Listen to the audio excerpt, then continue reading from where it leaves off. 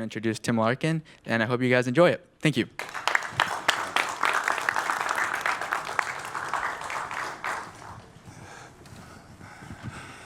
So, when you look at this subject, I mean, I really appreciate you guys showing up for it because most people don't even want to look at this subject.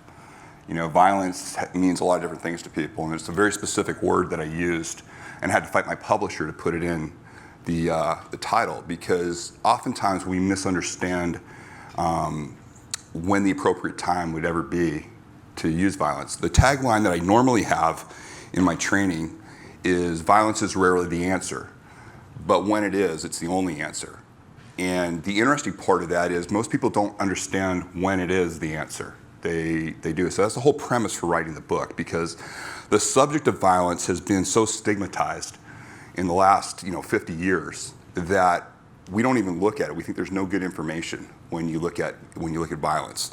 And therefore, the only people that have availability to the tool are the predators. And my goal is to educate people on the tool of violence. And today, specifically, I want to take you into some uncomfortable areas. The best information when it comes to your own self-protection really comes from the worst parts of society.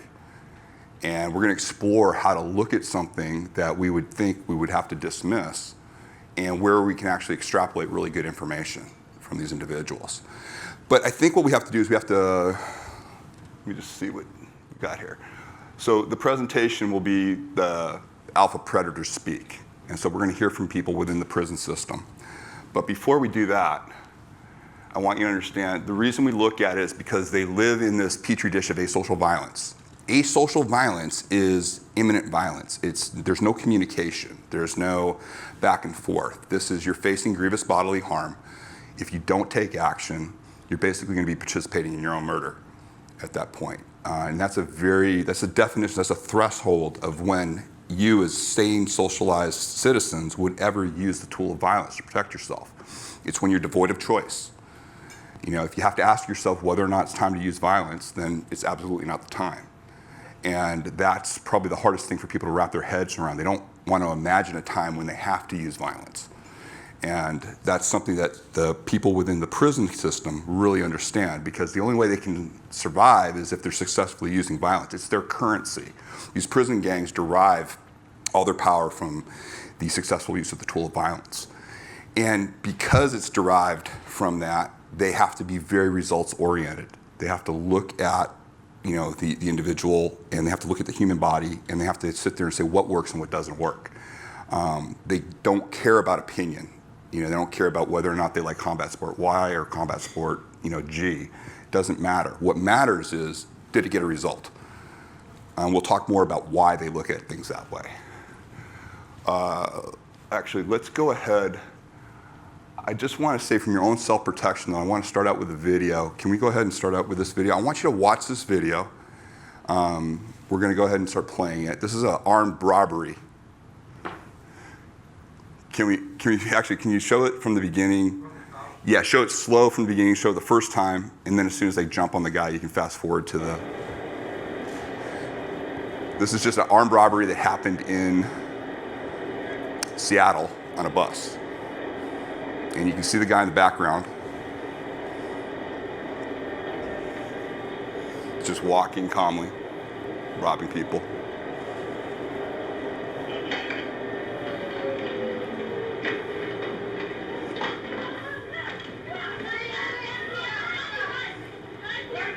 Okay, go ahead and fast forward it to the slow motion. So now I want you to watch the event again. I think they do it 2 more times in slow motion where you see the gun actually on the individual.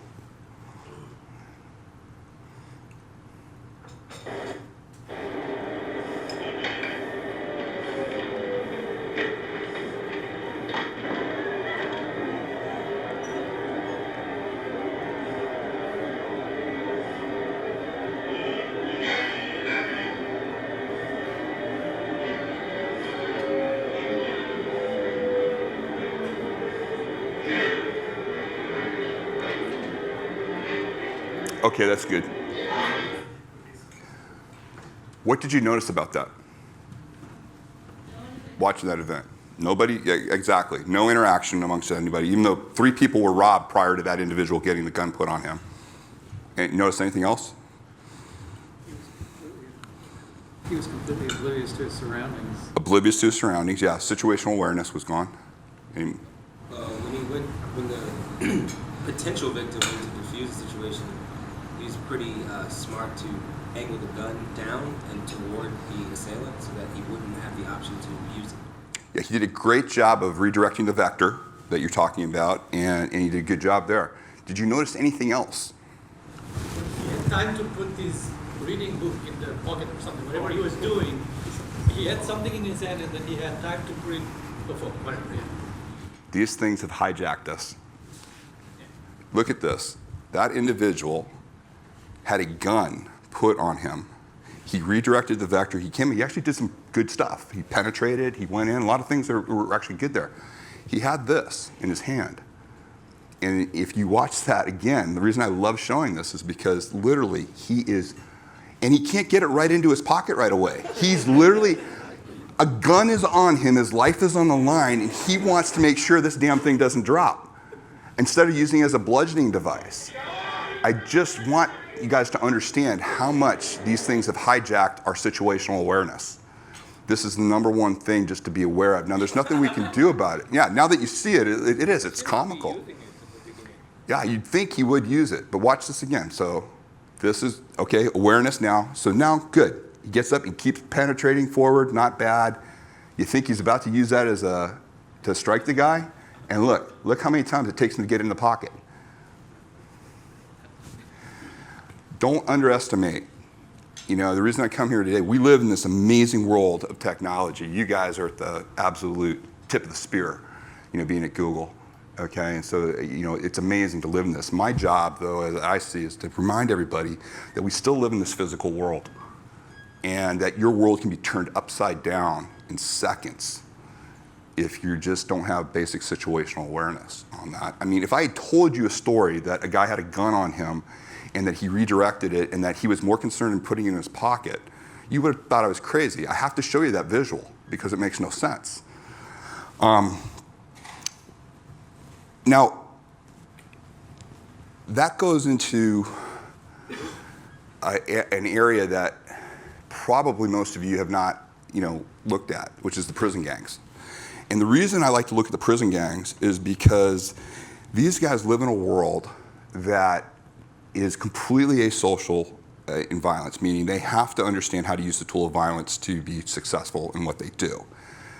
But the way they look at it is very strategic. And also, we make these assumptions that prison is a very chaotic environment, that you know, these prison gangs are just chaos and the violence is random. And nothing in my studies could be further from the truth. I get to consult with a lot of top corrections individuals that literally talk to Aryan Brotherhood, Black Guerrilla Family, Mexican Mafia. And these are 2 videos that I can share with you that talk to these shot callers. The one is from the Aryan Brotherhood, and the other one is from the Mexican Mafia. And I'm going to play the videos and just let them speak so you hear them. And then I'm going to tell you why what they said is relevant to us and what we can learn out of that. Okay, so let's go ahead with the Aryan Brotherhood first. 27. This is the most notorious inmate you've never heard of. But behind bars, he's a living legend. By his own count, he's killed 22 men inside prison, all during gang-related conflicts. I'm probably one of the most violent individuals you'll ever meet in your life. Don't brag, just fact. It's that simple. As a veteran of numerous gang wars, he's built a reputation as a lethal prison yard combatant. I'm not the kind of man that you want to underestimate. The fact that I'm still alive proves that. His name is Michael Thompson. As a leader of the Aryan Brotherhood, he's been a key figure in the gang's bloody rise to power. We've had the same blood on our hands. Intimacy comes in many, many different forms. Few things are as intimate as murder. Most people won't understand it. This is not a social club. It's not a bunch of kids playing at neo-Nazis. These are very, very dangerous men who will exterminate your family. Like that. The Brotherhood strategy is simple. Be more extreme, more violent, more terrifying than everyone around you. Inmates will always fear me more than they will staff, because they believe that I will kill them if they don't do what I tell them to do. That's the essence of power. The Brotherhood encouraged Michael Thompson to study anatomy texts, hunting for the most efficient ways to kill. Killing is not something to take lightly. It's not something that I'm proud of, but it's a reality. It's a reality based on this environment, and it's brutal. There's nothing more brutal. So the Aryan Brotherhood, through the successful use of violence, represents, I believe, it is 0.5% of the prison population, yet they absolutely controlled prisons for years. For a while they were taken out with some legal action, but they're back up strong as they've ever been. And the reason they were able to do that is because they were so good at violence. As a matter of fact, when the Mafia Don John Gotti years ago was incarcerated, they had to do a deal with the Aryan Brotherhood in order to protect him. The Italian mob couldn't protect him in prison. What's interesting is through this, they're able to control, just like the Mexican Mafia, they're able to control everything on the streets. Now, understand, these individuals, both these individuals that you're going to see here, spent a majority of their time when they were leaders in the gang. They both have defected. When they were incarcerated 23 hours out of 24 days. They had little to no technology available to them, yet they ran organizations that literally ran billions worth of dollars, tens of thousands of distributors, and they controlled it all with just, basically, very low tech means. So from an entrepreneurial standpoint, when I talk to entrepreneurial groups, it's really interesting. The excuse of, I don't have the latest app or I don't have the latest this to do my job kind of goes out the window when you see how creative some of these individuals are, because they run their organizations, their vetting processes and everything are similar, very similar to any high-end vetting process that you see in any corporation. So it's pretty amazing when you look at them. You would think there'd be no similarities. There's huge similarities between how these organizations are run successfully. The difference is the currency. Where here we look at economic currency, we look at market share, we look at cash flow, we look at the ability to pull from that technology. These guys, it's all derived through their successful use of the tool of violence. The next individual you can hear from is Rene Enriquez. He was called the Boxer. He was one of the main shot callers in the Mexican Mafia. He is going to talk about the education process when they educate somebody. This is the most notorious inmate you've...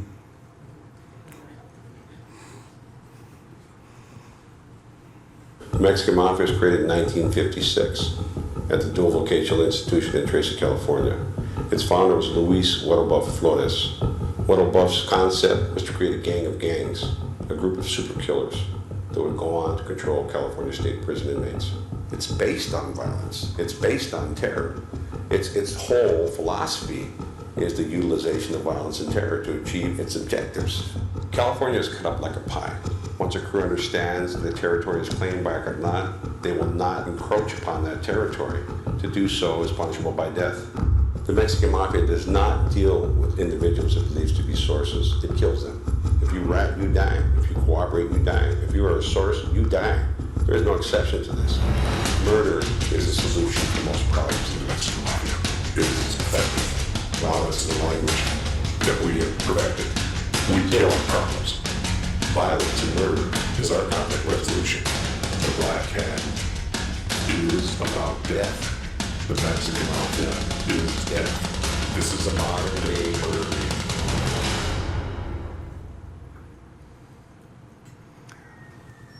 I gave you these pictures. This is one of his arrest photos, because what the guy you're about to see is, you're going to think it's the Fortune 100 CEO, the way he talks, except for the neck tattoo.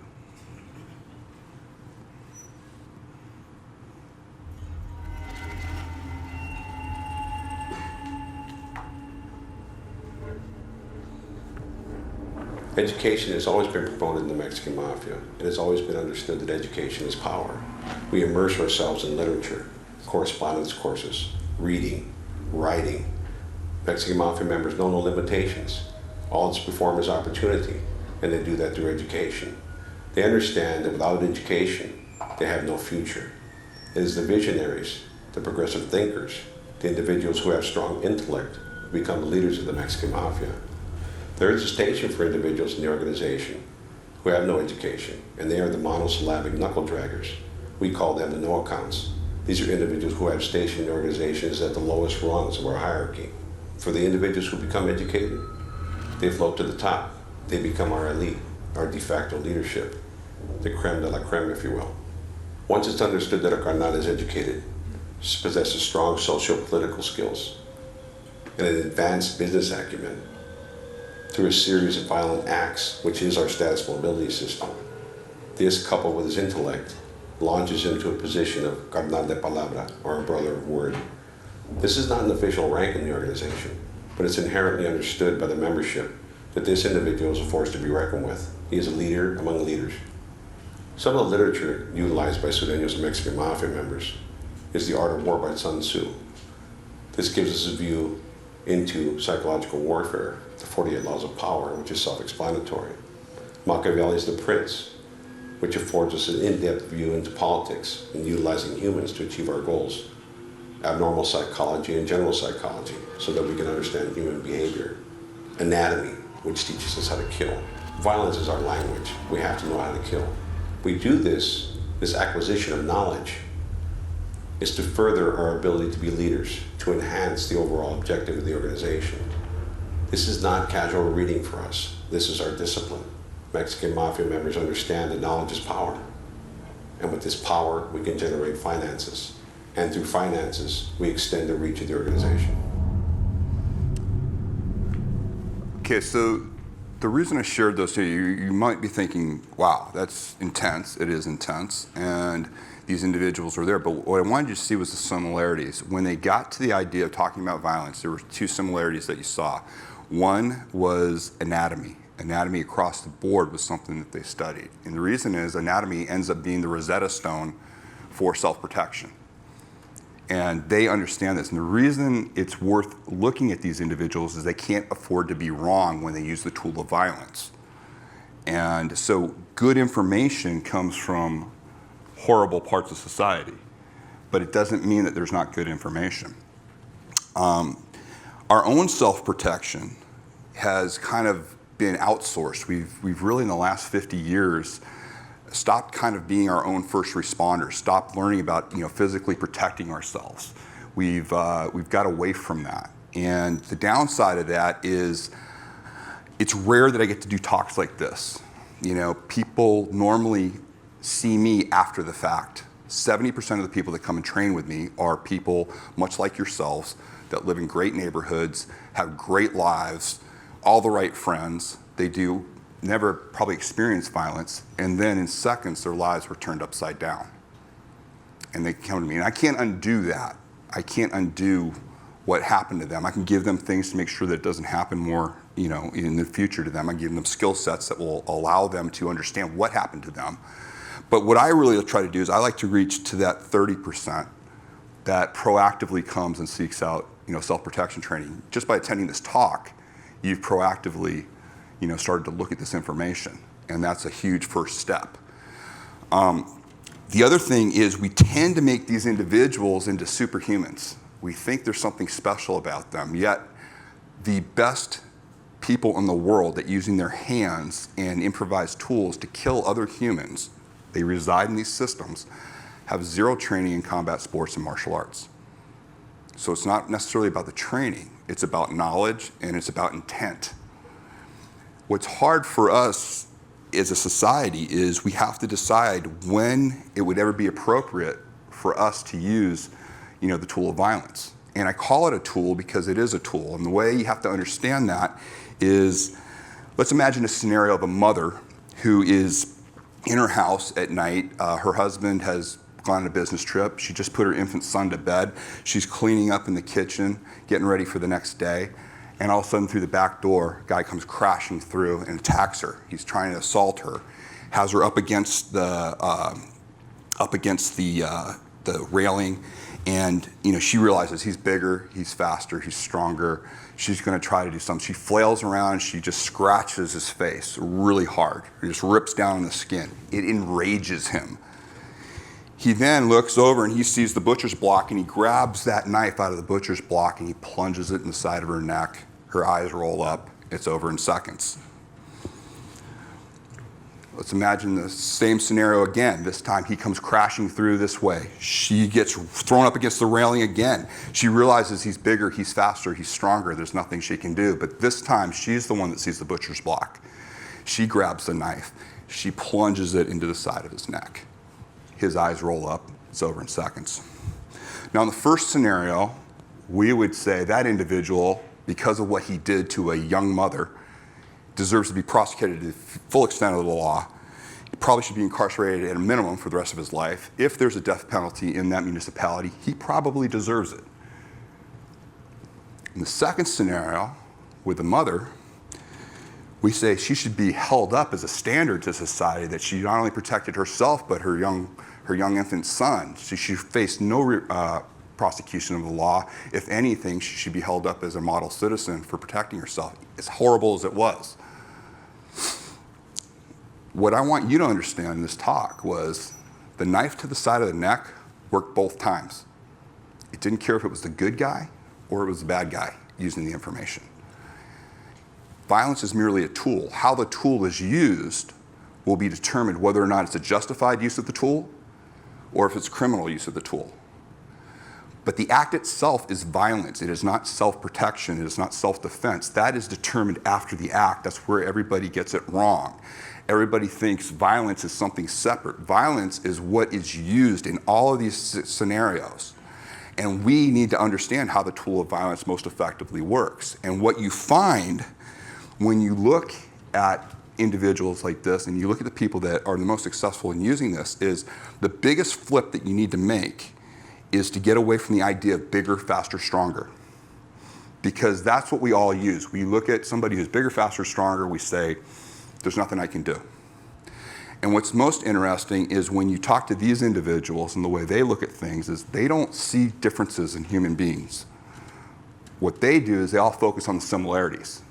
They might see somebody who is physically bigger, faster, and stronger than them, and they'll look at them and they'll say, okay, he has a throat like me, he has knees like me, he has a groin like me, he has a lower margin of the rib cage like me, and that's how they look at people. And through that access, they've given their brain really good information that says, I'm going to access all the similarities in a human being, and I'm going to go after those which are going to get me a result. And they also understand that injury to the human body is universal in all of us. We all have these areas of the human body that are susceptible to injury. And the best place to get data for that is sports injury data. And the reason you want to look at sports injury data is because that's humans colliding with humans and humans colliding with the planet. And those are forces that you and I can replicate. So we can take away a lot of the objections that most of us have to training for our own physical self-protection. I have had probably some of the most unlikely people in the last 25 years of me doing this that have been able to use very base information of injury to the human body to save themselves against bigger, faster, stronger individuals. Had a 52-year-old dentist that walked in on a Sunday to his clinic, saw that a druggie was busting into his little infirmary to grab some of the drugs there, saw the doctor. Doctor realized, oh man, I don't have an escape where he was. There's no door or anything for him. Realized that it was an imminent situation. This guy starts fumbling, looking like he's going to try to grab what turned out to be a knife. And this individual realized this is asocial. There's no communication going on. This individual just wants to, harm me. Charged the individual, and this guy charged him, hit him to the side of the neck, grabbed his head. This is the doctor, grabbed his head, was at the door jamb and said, oh, that door jam's hard. Hit him twice in the head with the door jamb, and the guy dropped to the ground, where he thought he might have to stomp on him because he thought maybe the individual still had the ability to attack him. Realized the guy was non-functional, realized it was over, was able to call the police and, effect the arrest. What was interesting was the police said to him after, they said, you would have been justified in killing this individual. His rap sheet is, why didn't you? And he was able to say, I recognized he was no longer a threat. And that's because he understood injury to the human body. Now this is an individual that went 52 years in his life. I don't understand this because I grew up with brothers. Never had any physical encounter. His first physical encounter after understanding just this basic concepts that I'm talking about, he was able to physically protect himself. So this is not competition. Don't think of your own self-protection as competition. Think about it as learning the skill sets of destruction, which are very straightforward and simple and achievable for everybody in this room. If we compete, we're talking about athleticism. We're talking about years of training, tactics. But let's talk about what makes competition work in the combat sport arena that we all kind of hold up as the ultimate. In order for competition to have violence, competition and violence, we have to take away what? Injury to the human body. In order to gamify violence, you have to take it out. If you look at the Ultimate Fighting Championship, which is kind of the premier MMA event, you look at it, last time I looked at it, there were 31 rules. 27 of those rules outlawed injury to the human body, and rightfully so, because there's no place for it. To deliberately maim, cripple, or kill your opponent is not the game in combat sports. Yet, when you put injury back into the equation, all of a sudden that puts everybody on equal footing, because injury bypasses bigger, faster, stronger. My career, what got me into this early on was I was training as a young boy I'm a Navy brat, and I wanted to be in the SEAL teams. That's all I wanted to do. And this was before the SEALs became the big group that they are now. But in the early 80s, I went through training. I was bigger, faster, stronger. I was the #1 guy in my class. I was a couple of weeks away from graduation. I already knew the team I was going to, which was the best team at the time. I did a no big deal dive that we had to do right before the end. I felt an underwater wave hit my ear, burst my eardrum, came out, fluid came out of my ear, and that's the last thing I remember, because then I lost all sense of sensation of balance. I was into vertigo underwater. This was the first time in my life that I had ever experienced true injury to the human body, where my brain basically betrays my body, and I have no control over it. I was able to get up, they got me to the surface, and I was there, but my career was over before it even started, because I was no longer going to be able to dive. My ears were ruined at that point. That set me on a path that I realized the more I looked into injury to the human body, we're all susceptible to these things. Any one of us can do this, and it didn't matter that I was bigger, faster, and stronger. It didn't matter that I had will. We don't ever want to rely on will, And what was really interesting is when you apply these similarities, when you sit there and look at the human body and you realize this individual is just as susceptible to injury as I am, and we start focusing on that, the brain's really good at that type of training. It's a very different mode. If you tell yourself, I'm helpless, you are.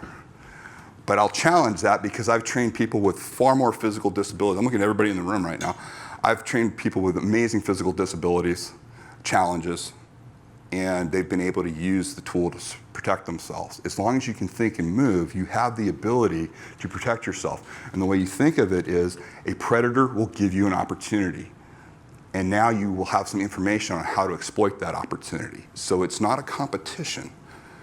I look at it like competition is like taking a huge block of marble and saying to you, okay, here's your chisels, I want you to create David for me. I want you to create Michelangelo's David for me. Well, very few of us could do that.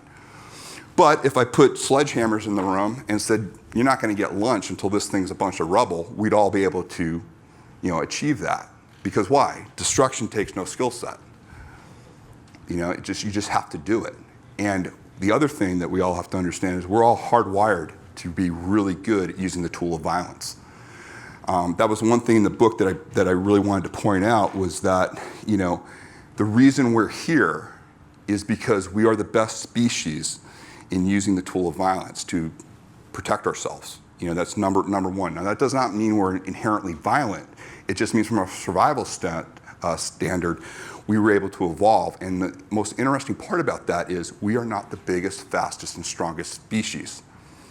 And I say that all the time, especially when I'm training a lot of the alpha operators, a lot of counter-terrorist guys that I train, and the special operations guys. A lot of egos in the room, and oftentimes I ask, okay, who wants to volunteer? I got a 10 by 10 cage, I got a 65-pound mountain lion that hasn't eaten in 3 days, and I need you to go 5 minutes with him. Any takers? No, because why? That's not what makes us dangerous. What makes us dangerous is our brain. the human brain is the ultimate concealed carry. You're seeing that when something happens, like what happened in Vegas. I'm from Vegas, by the way. My wife actually is a captain with Las Vegas Metro. She ran the incident scene for that. So I have firsthand knowledge of a horrible situation that we all experienced. But the problem is that when we look at an act like that, we often ask the wrong questions. We want to know, what was he thinking? Why was he doing this? We don't want to believe that there are individuals out there that are just able and capable to do violence like this. And we want to think that there's some way you could have prevented this, or we want to outlaw the tool that was used. And this is not a gun control debate. What I'm trying to tell you is I've been in areas of the world, I travel internationally, where there are the most severe penalties for having any sort of a weapon on them. And yet, the proliferation of weapons is just huge. The human mind will find a way to do it.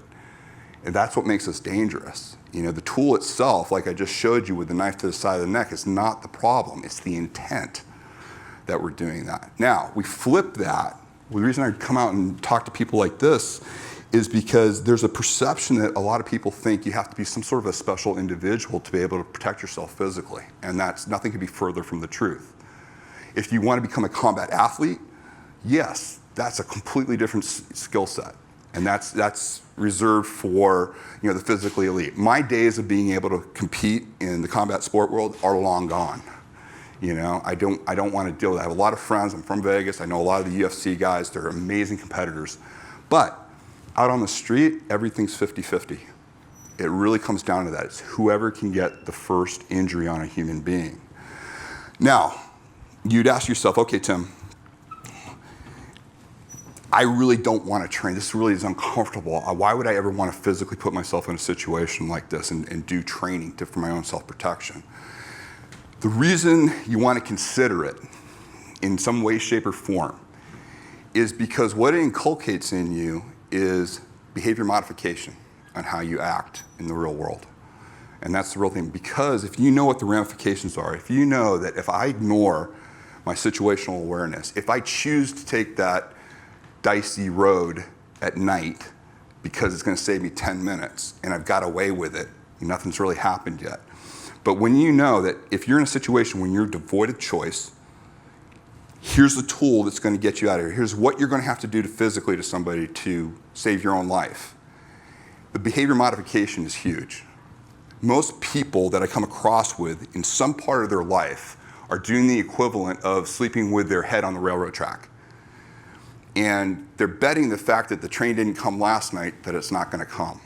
My goal in teaching somebody how to use the tool of violence is that's going to allow them to finally take their head off the railroad track.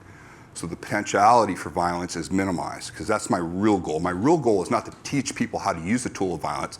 It is a necessary thing. I think everybody should understand how to do this, just like everybody understands how to swim. How many people in here know how to swim? Okay. Now, did your parents, when they originally had you swim, or when you took it upon yourself to learn swimming, was it because you wanted to become Michael Phelps? No, it's because you don't want to drown. That's the same thing when it looks to your own self-protection. You should have some basic knowledge of the tool. And knowing it doesn't bring it upon you. There are people that think if they look at this information that somehow they'll either become criminal, which is not true. You're not going to break your own moral code. And they also think, oh, well, maybe it'll bring it upon me. There's that whole idea, if I focus on violence, violence is going to come find me. And I understand it's kind of the karmic thing that people talk about. My argument to that is, do you have most places have a code where you have to have a fire extinguisher in your kitchen. Does that mean you're looking for a fire? Does that mean that you're bringing a bigger chance of fire into your life? No. Actually, what happens is you end up living a much more peaceful life. Because just like the fact that you don't worry about a kitchen fire because you say, okay, I've already understood. I got the thing. I know I can get out of the house.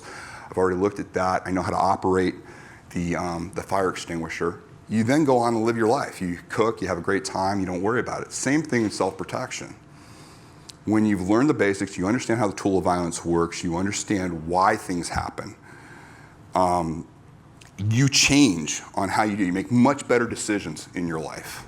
and you get yourself out of problems, because a lot of times what happens is we participate in things that we don't have to participate in.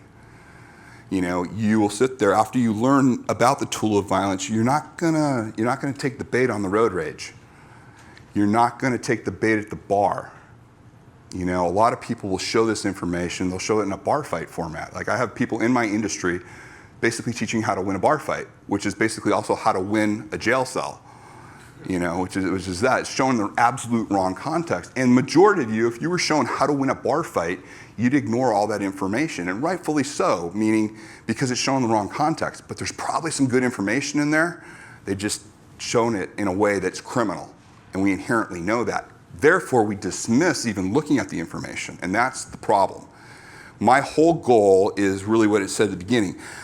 I have a narrow definition of when we'd ever use the tool of violence. And really, it's devoid of choice.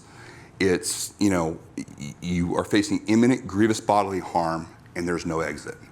And there's no communication going on. It's a very narrow window. It's the same window that if you had a firearm on you, you would feel justified in emptying the firearm into that threat. That is the threshold on when you'd ever use the tool. So people say, from a legal standpoint, if you're asking legal questions, it's probably not the time to use the tool of violence. If you want to shut the loudmouth up, or if your ego's been, done, or somebody's being inappropriate, and I'll give you a perfect example, because I'm not immune to this. My son now is 21. My oldest son is 21. I picked him up about 10 years ago. 10 years ago, I picked him up, and I go to take him. I had a seminar that I was training that day. I was going to drop him off with my brother. He was going to go hang out with my brother for a while. We're going to have a great dinner that night. I pull out. Nobody's on the road. I pull out, this guy comes barreling down and somehow thinks I got in his lane, like I tried to cut him off or something. So he's steaming, he's really mad, and he's, flipping me off, doing everything, and I just kind of let it go. Well, of course, there's a light, he stopped, I have to pull up next to him, and that's when it starts. Oh, look at you, yeah, you think you're so tough guy. No, my 8-year-old son is sitting right there that he's yelling through, and he's calling me all sorts of names. I have a tattoo, so he's, oh, look, you think you're a tough guy, you got this tattoo, blah, blah, blah, blah. He's baiting me. And I could just tell he was just a really annoyed guy. And it was embarrassing to have my son hear me. What was more embarrassing was my son happened to be holding Black Belt magazine, of which I was on the cover. And there, And to an 8-year-old boy, it's like, Dad, you could have got out there and, taken care of why, don't let anybody talk to you like that. And I said, you're right, son. I probably could have got out there, and there's a good chance that I would have done pretty well. I said, but I had the choice. I had the choice not to. What I didn't tell him, because he was young at that time, is, I had to also think, okay, so I'm successful. What if I get arrested? Because I chose to participate in that. What if he got me? What if I didn't know he had a weapon or something? I'm killed in front of my son. The ramifications of all those things. The only reason I was able to make that decision is because I had thought about it ahead of time, and I understood the ramifications of using the tool. If I have a choice, I never want to flip that coin, because that coin is always a 50-50. So it's a very rare, so living in that world, I'm a very calm person that way. I want to be the friendliest person it is. People meet me, they go, God, you're such a nice guy. And when I do that, I go, good, I got you. I want people to think I'm a nice guy. I don't want them to think there's anything, because if I need the tool of violence, I want it to be a total surprise that I can use it. And I don't mean that from a paranoid sense, but I want to operate that way, And I understand there are times where most of the times when you want to respond with violence, it's the wrong time. Most of the times when you want to communicate, it's the wrong time. And what do I mean by that? Guy spills a drink on you, is kind of obnoxious. Oh, you want to respond. You want to go in there, you want to start escalating. In the middle of the night, your door gets kicked in your bedroom, guy in a balaclava and a shotgun and 2 other guys with duct tape. What do you want to do? Who are you? Why are you here? Probably not the right time to use that information, And so my goal in all of this is just to, by looking at this and by going through the book, you'll have a very good understanding of how violence fits into our society, the fact that this is something that the most uncomfortable thing for most people is not the fact of learning the tool. It's when they go through it, it's finding out that they're already really good at this. They already know how to use the tool, and it's a little bit uncomfortable for most of us because we haven't had to access that for a long time. By passing on this type of information, we could have, probably the one thing I would probably leave you with before there might be any questions is, the most interesting thing is when I trained originally in the military and the law enforcement arenas, and we did it in all the special operations area, what we found was there were less incidences in the military sense. There were less incidences of liberty risks, we used to call them, guys going out and getting in fights on their off-time duty. In the law enforcement world, there was a drop in excessive use of force. And what we found is the more highly trained somebody is in the lethal application of violence, the calmer they are. It's the exact paradox of what you think it would be. By understanding violence, you actually end up living a much more peaceful life. And I found that the most capable individuals that I happen to know that are in this world are extremely calm individuals and really go out of their way. And I'm saying the people that participate in society, not the people that we incarcerate, but the people that participate in society but have a very good understanding of the tool, don't misuse it. They understand when it would ever be appropriate, and until that time, they are focused completely on having a great life. And that's really what I wish for everybody that I come in contact with. My sincere hope is that when people come, seek out training or do that I hope the information remains completely useless to them the rest of their life. I hope they get to live that life. But should it come, I want it to be like that doctor, that unlikely individual that all of a sudden his brain says, okay, this isn't the first time I've thought about this. Now I know what to look for. I know there are opportunities for me. How do I focus on my opportunities? And that's probably the biggest change that you can do. But it starts with looking at the subject. And merely listening to this talk today alone has really helped open that up for you guys. And I hope maybe it'll pursue reading the book and asking yourself the right questions. What are you doing in your life right now out of convenience that is putting you at risk?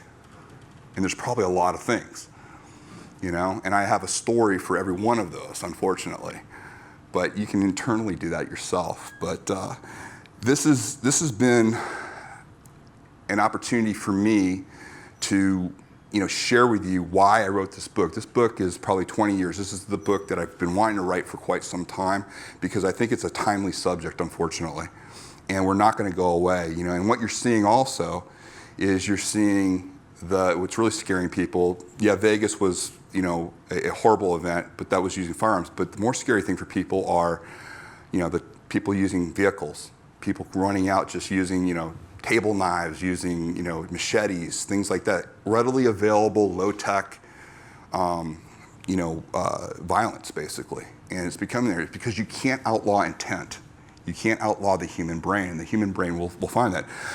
One of the terrorism experts that was interviewed on one of the things, the night of the Nice truck bombing, or the Nice truck attacks that came in, it hit him all at once, and he said something that I've been saying for quite some time, which was, we're finally here. We're up against the opponent that we can't predict and we can't defeat, and that's the human mind. When a human has the will to do something, they're going to do it. And that's why you want to have a base understanding of how this tool works, so you don't have irrational fear. My whole goal is not that you don't have fear, trepidation. I don't want you to freeze. And by understanding the tool of violence, you don't get that. You sit there, you're not surprised by an event like in Vegas. You understand it. You don't, you're saddened by it, but you understand the potentiality for things like that. You look at it. What I want to leave you with is a quick way to start changing the way you look at violence. And it's going to be a challenge.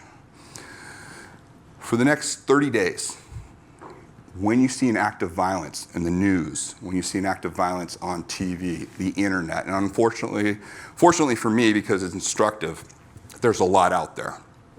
But if you're looking like at closed circuit TV, I want you to look at the act of violence, and I want you to do what these alpha predators do.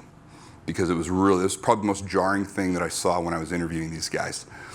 When they see an act of violence, they never see themselves from the victim's perspective.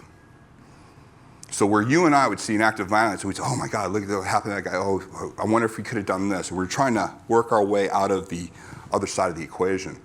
They only identify with the winning side of the use of the tool of violence, okay? The alphas look at that, and they not only look at it from the winning side, they then try to improve upon it. They'll say, yeah, that was good, but I would have done it this way. Now we think by doing that, oh, we're condoning criminal acts, because maybe the victim, it was a criminal act. What you're really doing, though, is we're not going to condone, I'm not asking you to do this and say, yeah, we're condoning the criminal act. What I want you to do is inoculate your brain and understand there's nothing to learn from the victim's perspective. There's no useful information from the victim's perspective. What is useful to you is when you see an act of violence, is asking yourself the question, when did everything change in the winner's favor? Whoever ended up winning in that act of violence. And I know that's a horrible thing to talk about when you're looking at a murder or something like that, but if you watch it, there's going to be a point where something happened to the other person, and then it just went from there. And now what that something usually is injury to the human body. Some part of the human body got a big result. And that's the useful information. When you see things in the prison yards, if you ever see a prison fight that's out there, like maybe on the news or something like that, it's interesting to watch the act of violence, far more interesting to watch everybody around. They're like this. And they're looking the whole time because they want to know where the useful information is. So my goal to you, my challenge to you is a 30-day challenge of looking at the tool of violence. Ask yourself, when did it change in the other person's favor? And then in about 10 days, I'll give you 10 days to get used to that. In 10 days, start asking yourself, how would I improve upon it? How could I have done that better? And what you start doing is you start telling your brain, I only identify with the successful use of the tool. And this works with every mental training program that's out there as far as visualization. If you're a golfer, you don't ever imagine, okay, I go from the tee to the rough, from the rough to the beach, three strikes in the beach, get up on the green, and I do a 4-putt. Okay, which is essentially what you're doing when you're looking at things from the victim's perspective. No, what do you imagine if you're a golfer? You go tee to fairway, fairway to green, 1 to 2 putt, whatever is realistic for you at that point. But that's what you start putting in your head. And there's nothing wrong with you doing the same thing when it comes to the tool of violence. Asking yourself, where's the positive information? It is uncomfortable for the first couple of days. After a while, you feel almost like a coroner. A coroner will look at a murder victim and will have empathy for the murder victim, but once he or she starts to report, it's very clinical and straightforward. And that's what you need to do when you're looking at active violence. I want you to protect your brain. And that's probably the big thing. I just want you to understand, you don't need to give up your empathy. You'll have that. But if you really want to make a quick change, just start doing this. So I would love to hear, I have an experiment going on right now with the book. I would love to hear your response to that. I'm having guys right now that are in the middle of the 30-day. Within 4 days, they're noticing changes in how they look at the subject.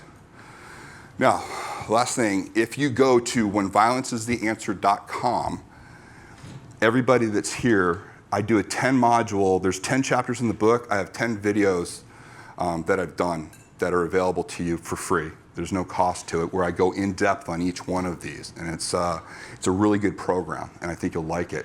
I can't thank everybody enough for having me here today. I'm totally available for any questions. But this was a really great chance to come out and share the message. So thank you.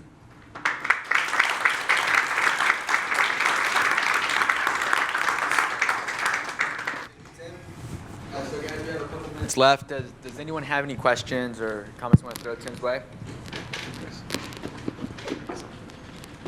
Going once. Oh, there we go. So we'll start over here, yeah. Thank you.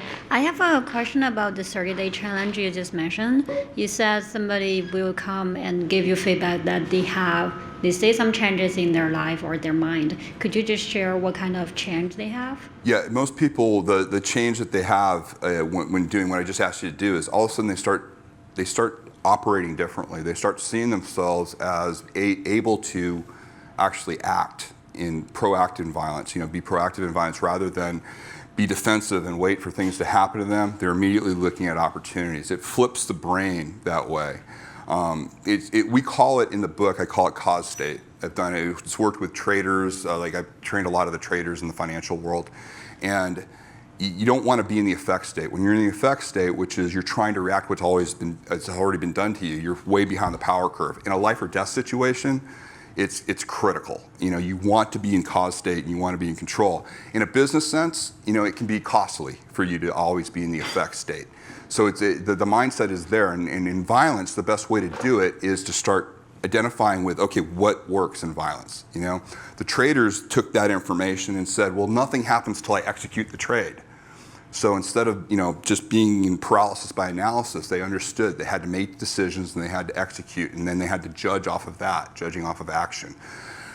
The premise works in a lot of different areas that are not life-threatening, but in your life-threatening situation, if somebody grabs you around the neck, I want your first thought to be, oh, thank God, I know where his hands are. What do I have? And you immediately transfer, you ignore this being done to you because you can't undo this. But what I can do is say, oh, look, there's his throat, there's his eye, this is all available to me, because you've trained your brain to react that way. And that's the first thing that saved people. I have numerous accounts of people that have trained with us that they get into situations. The first thing they saw, they saw that 1 square inch of the human body that they knew would get a result, and that's what they did. They immediately attacked because they were trained that way, rather than trying to undo what was being done to them at the time.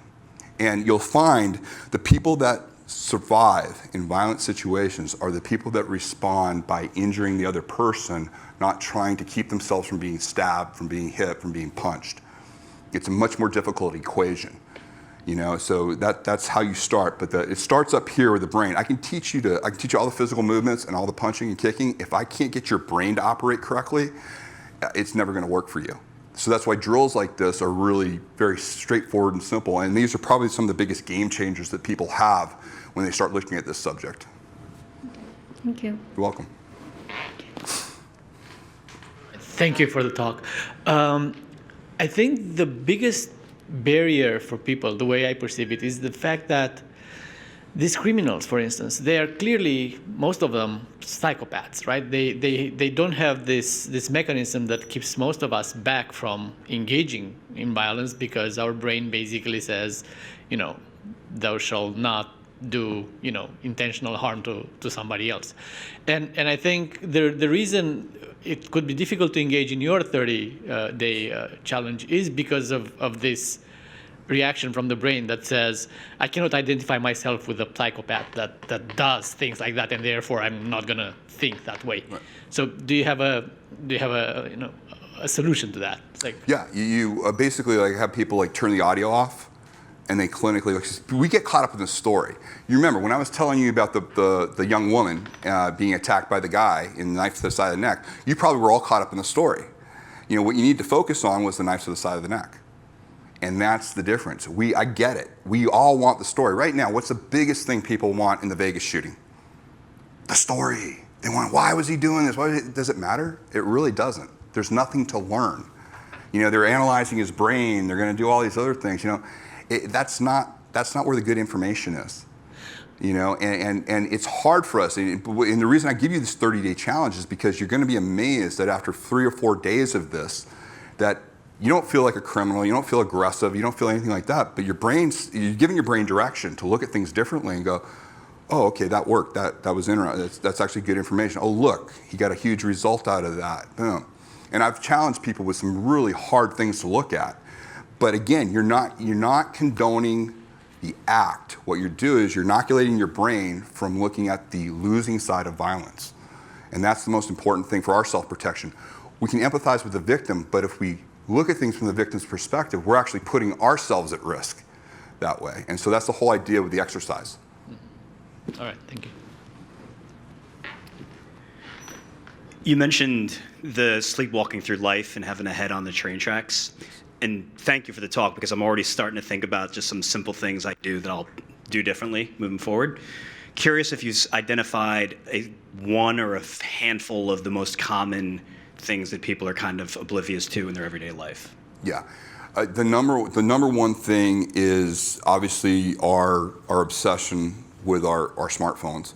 And what I mean by that is, what we're doing is we're depriving ourselves. What we saw on the bus is we on a regular basis are depriving ourselves of our sensory systems. My vision is myopic, it's focused here, and oftentimes I've also hijacked my hearing. And you tell people, like the other thing that you have to do is people say, well, I should be able to do X, Y, or Z. And yes, in a perfect world, you should. I should be able to live in a neighborhood where I don't have to lock my doors, but I do. And so it's this idea of, it's my job to sit there and tell people, listen, I get it. You want to be able to jog and listen to this, and you want to be able to jog at 10:30 at night. Precipitously, I show this one video of an ATM, these old people going to an ATM, and they sit there, and I showed it to a bunch of self-defense experts also, and everybody's saying, well, and this is an old guy that was like hobbling up and his wife, right?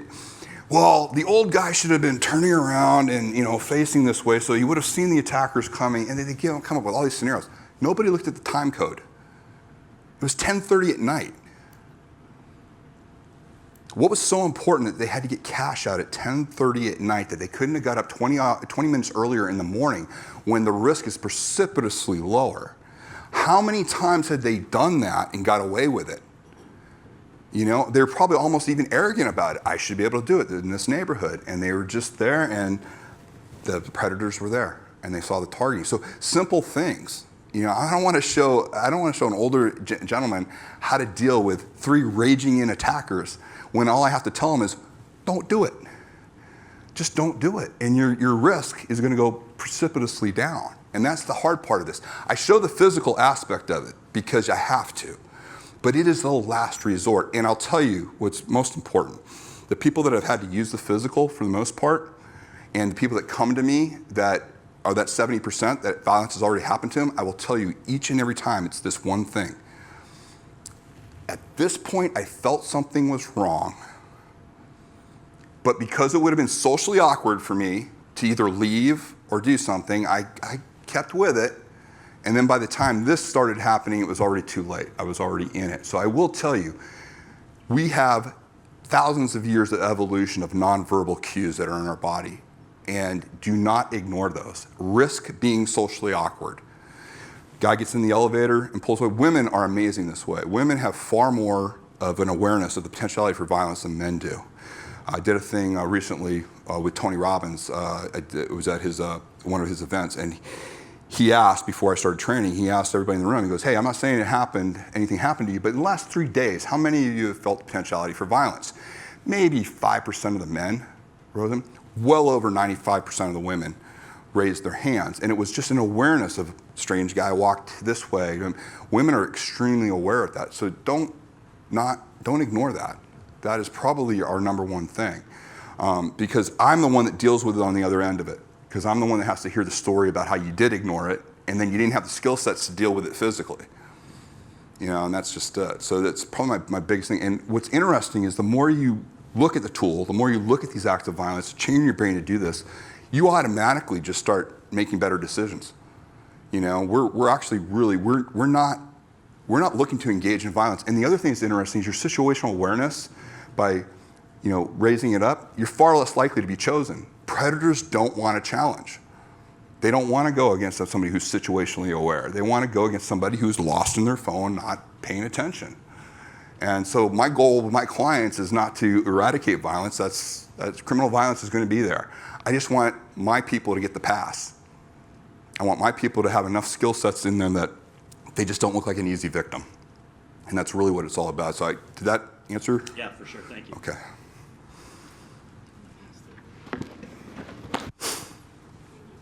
That was incredible. One of the best talks I've heard in a while. I like the analogies of the fire hydrant and the train track.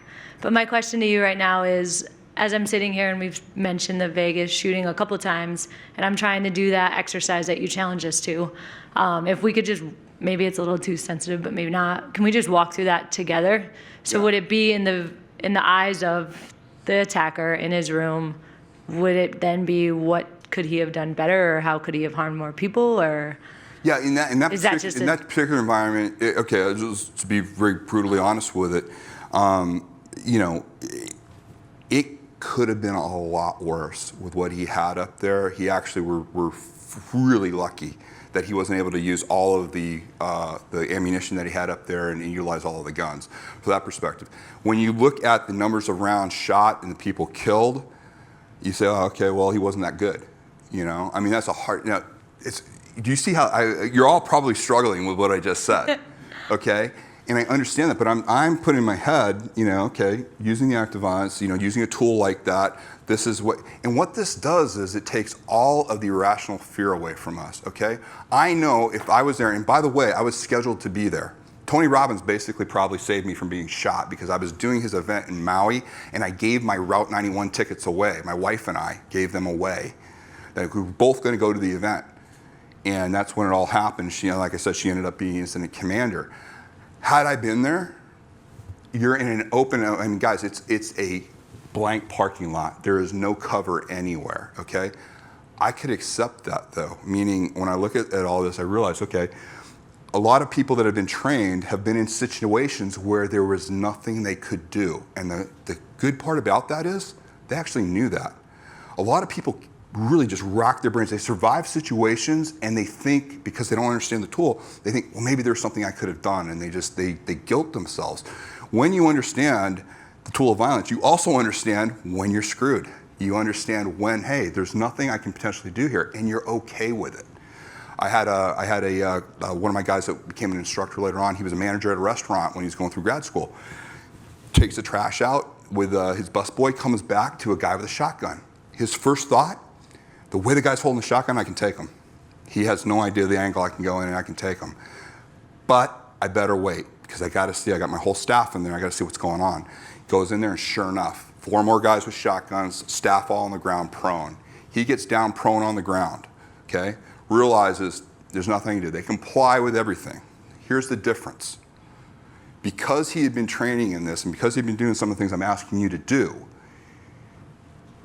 of the 30 people on staff that were in that restaurant prone on the ground, he was the only one that didn't need psychological counseling after, and he was the only one that could identify the shooters, point them out in court, down to the identifying tattoos on these individuals. Why? Because he never gave up. He was constantly looking, realized there's nothing I can do. Yes, I can take this guy, but I'm not going to risk my people. And he was okay with that.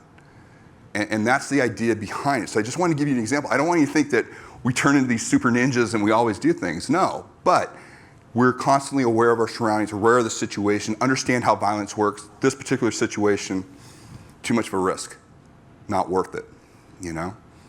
And that's the value of it. That's the value of looking at the subject. It does not make you paranoid. I guarantee you, it doesn't make you one of these, you know, like these prepper type of guys that go around, you know, totally paranoid all the time and, you know, backs to the wall. That's not what I want.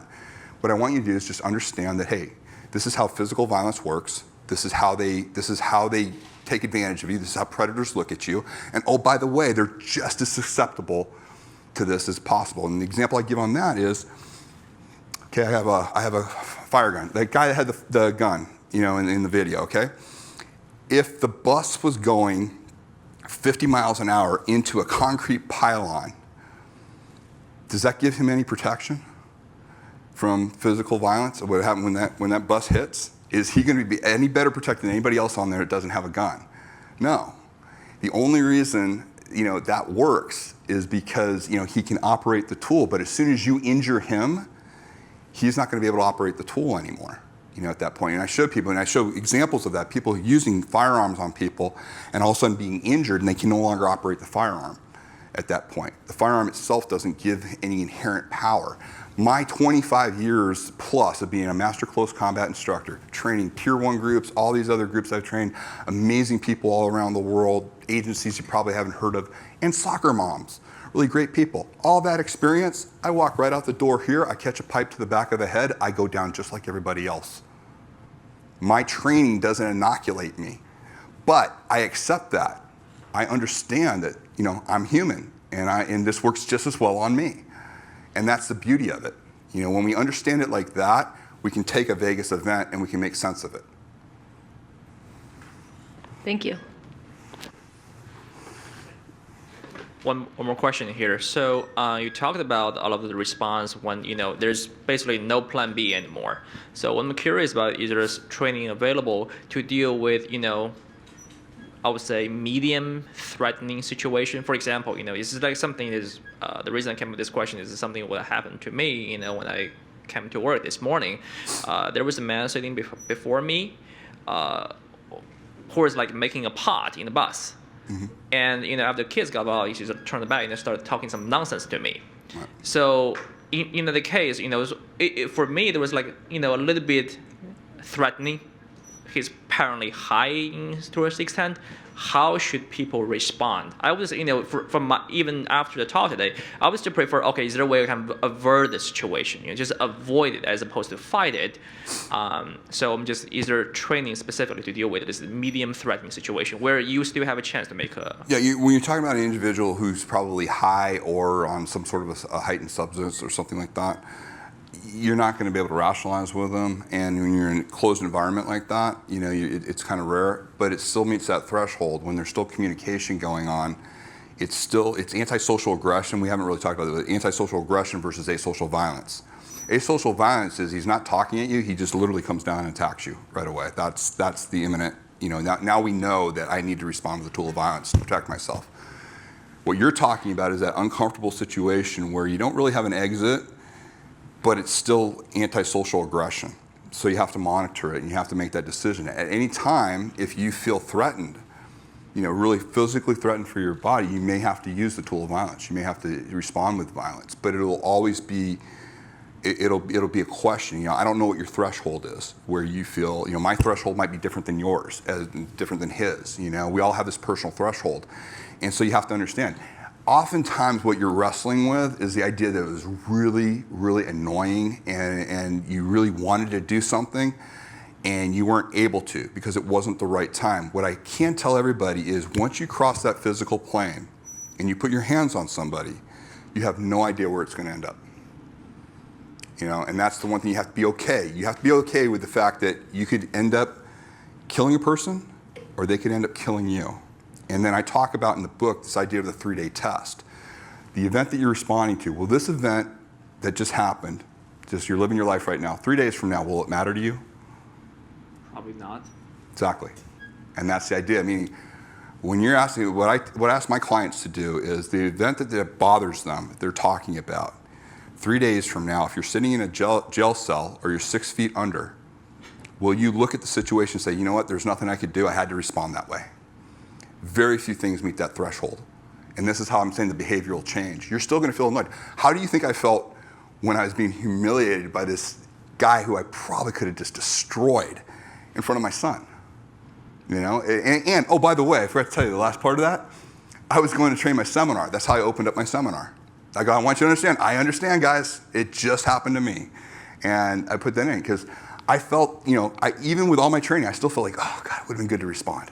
It would have been ego justifying just to respond so my son could sit there and say, wow, Dad, that was great, And then I'm thinking about that, I go, really? I want my son to see me beating down on somebody? It's these things that we get caught up in.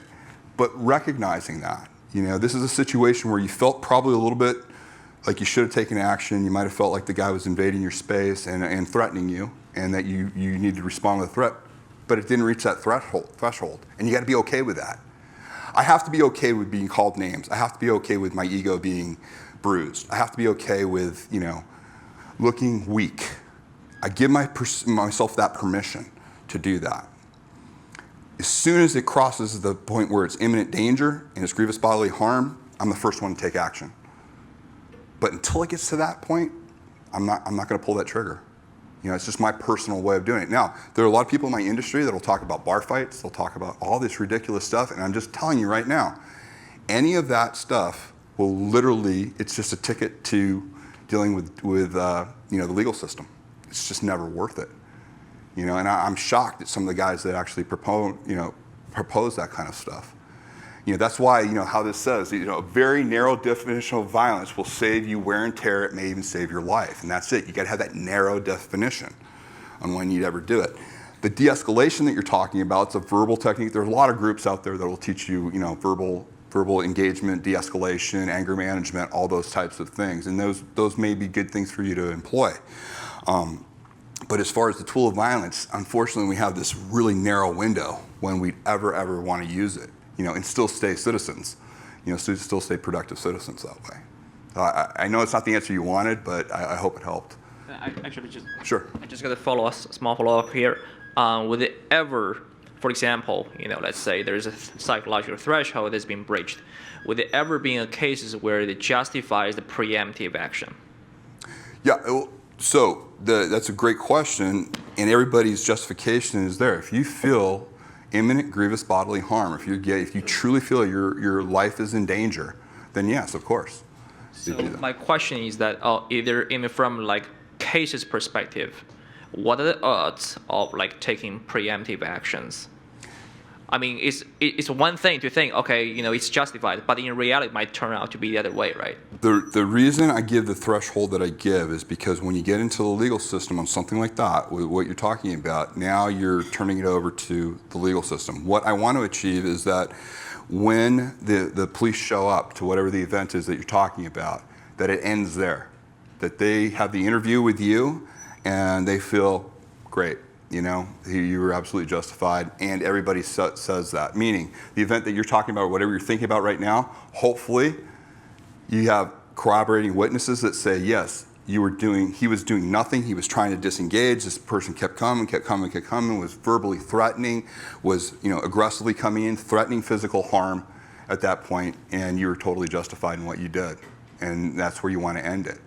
But the legal system, you have to be prepared. If I'm going to use the tool of violence, I have to be prepared to understand that I may face legal ramifications on that. And I have to be okay with it. That's why it's so important to have that definition that works for you, when it would ever be appropriate for you. And the more you look at the subject, the easier it is to come to that conclusion. Because you start realizing very few things in your life, meet that threshold. Okay? Yes, sir.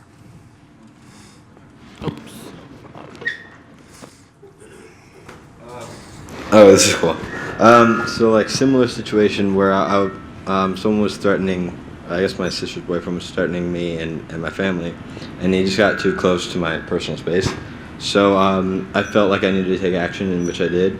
And his friends showed up as well, and the cops showed up as well.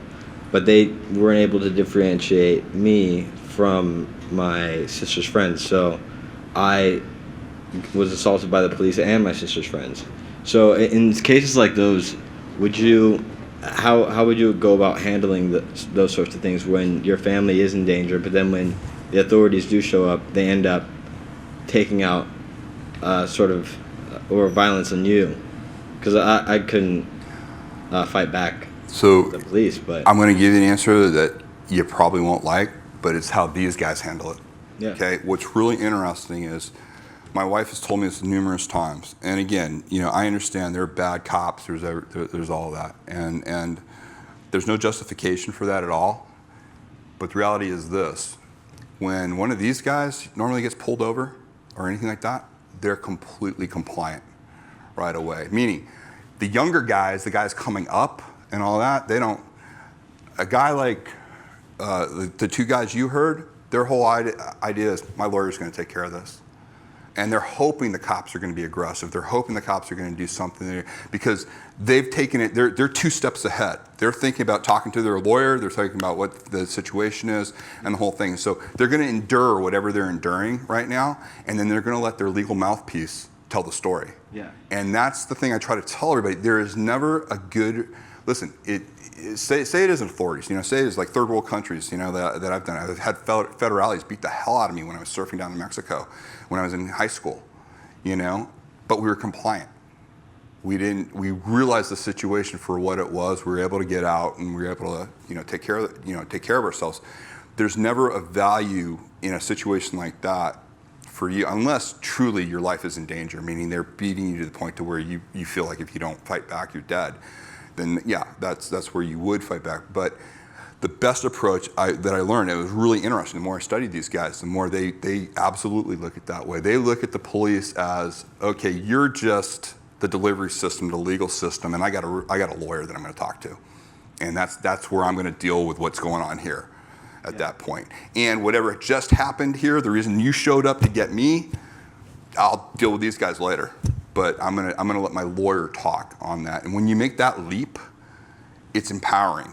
It's really empowering, because anything that was unjustified, you've done nothing in that situation to exacerbate it, and now you have a really powerful stick if you use it correctly, with the legal aspect of things. And this is even when using a public defender.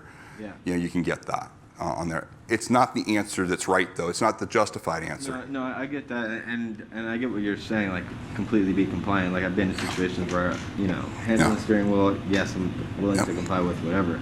But they came into the situation thinking, because my mom is white, so they thought we were, I didn't really get a chance to explain what was happening to the police.